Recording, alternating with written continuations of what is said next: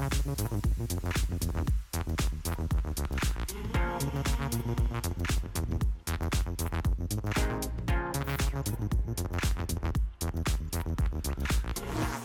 you guys both for coming today. Bill, congratulations on the 10th anniversary of the letter. Thamara, thank you for joining us here. You're a senior at Hunter, and you're a Rhodes Scholar. First of all, congratulations, one of 32 in the U.S. You'll be in England for 2 years studying at Oxford. What would you tell Thamara as she leaves the school realm and enters the professional realm? What kind of advice would you give her on how she should think about guiding her career? Well, certainly there will be more data to take these questions of social science and education and sort of say, what pathways are working and what pathways aren't working. And so, getting interested in data and how we can find patterns in data, it's not necessarily to be a computer scientist or anything, but the social sciences will be way more data driven. I don't think there's any risk that this idea of looking at outcomes and helping things be more just, there are going to be plenty of jobs. The world will be richer, hopefully in many countries, and at most times that extra resource will be applied towards these issues of equity that have been so entrenched and so difficult. I don't think any robot's going to be doing any of the things that she aspires to do. And, my overall view of AI is that it's, 90% good. And if government takes advantage of the new opportunities, it's 95% good. McKinsey had a report recently that said by 2030, about a third of people in advanced economies will have to totally change occupations. That it's not a question of jobs disappearing, but a question of jobs just fundamentally changing. Are you ready for that? Do you think your peers are ready for it? How do you guys think about it?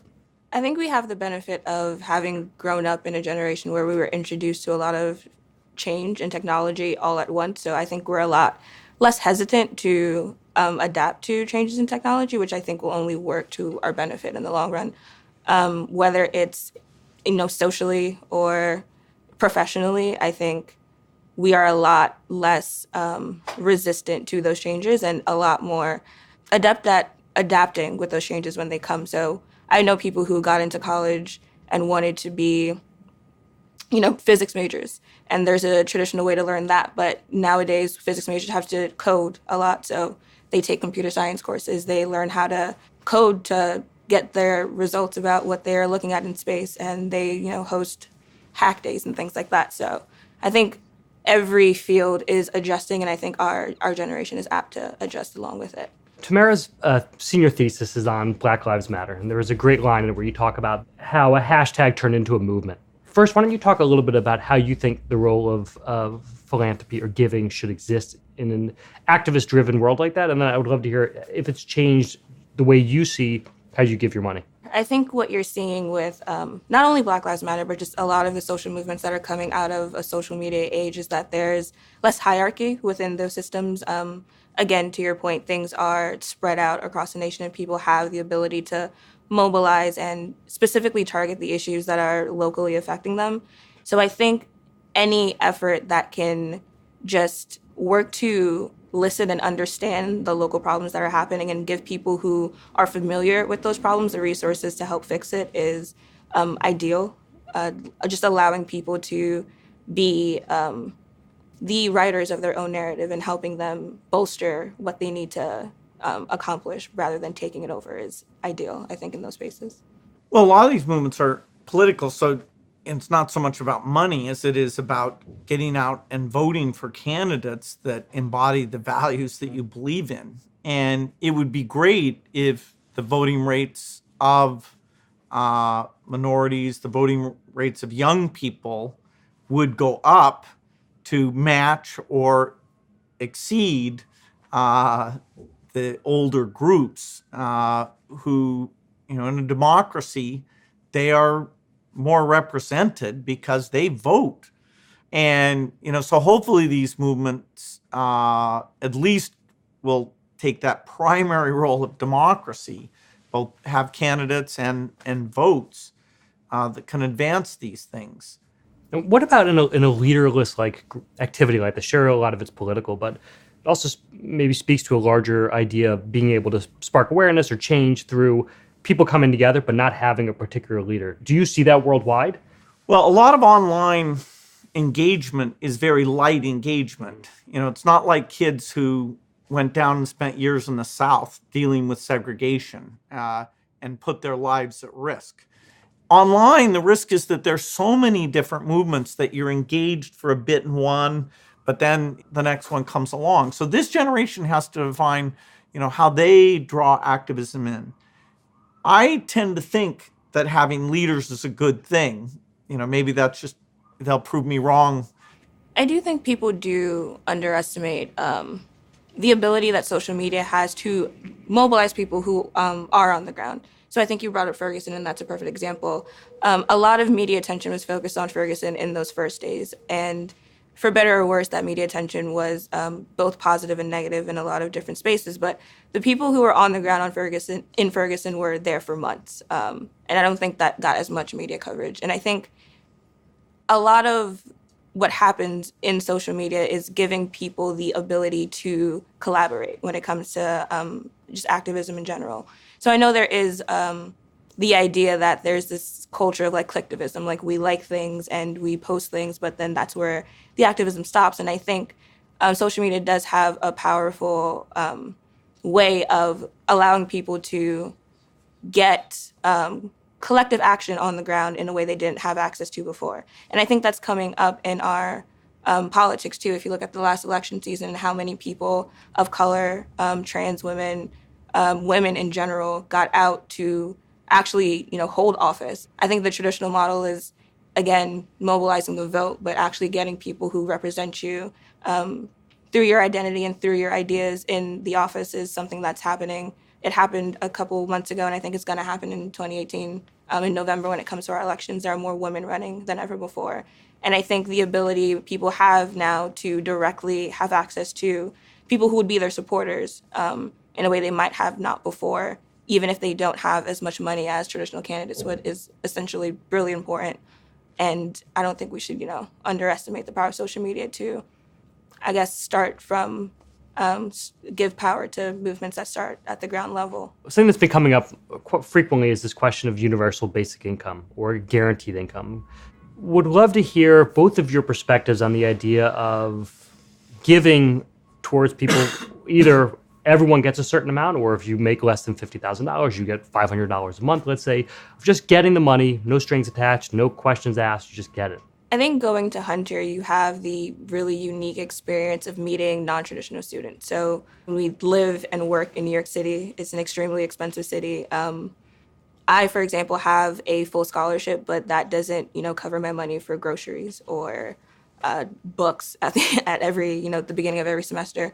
So I think when we think about the hurdles to, graduating from high school and graduating from college, a part of that is being able to afford to spend time on your education and afford to give your education as much attention as it deserves. So something like a basic standard income for everyone, I think, would help a lot of people just focus their time and attention to things that would help improve their life in the long run versus, having to parse out that time and perhaps make sacrifices and extend their time in college or having to drop out of high school because the economic foundation wasn't there for them to achieve those goals.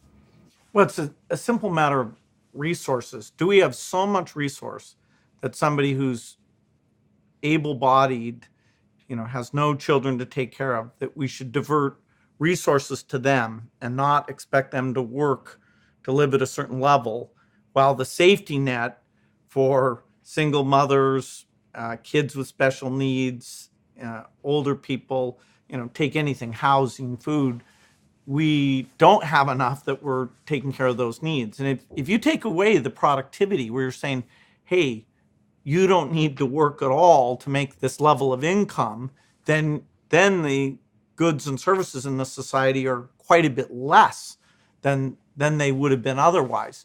Someday we will be that rich, either one or two generations from now, with the types of improvements we have. So it's fine to debate this, but when we're falling short of helping out those who can't work, on very basic needs. The idea you should create some new class of entitlement called healthy person who doesn't feel like working seems like a big mistake.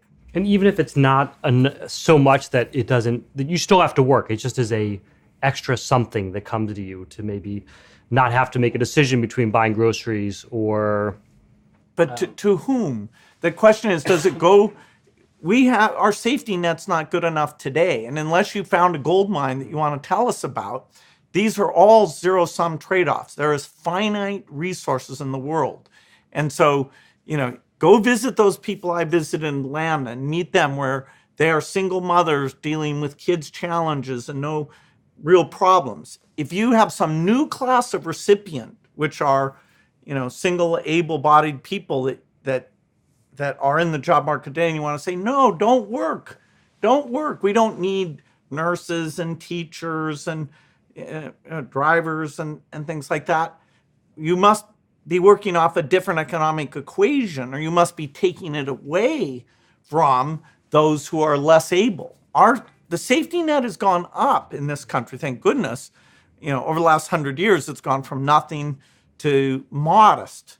It's very complicated because it's very vertical. The amount of forms you have to fill out and things, makes it hard to access for some people. But we're just not rich enough to say that, you want to screw around? Hey, no sweat. Hey, we'll make sure you have a good time, and we'll give a little bit less to these people who have serious needs.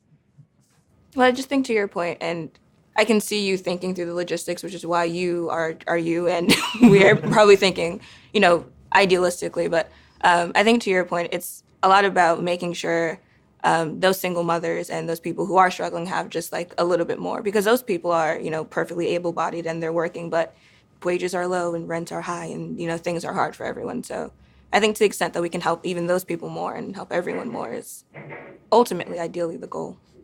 Maybe this is a tough question you can tackle next year.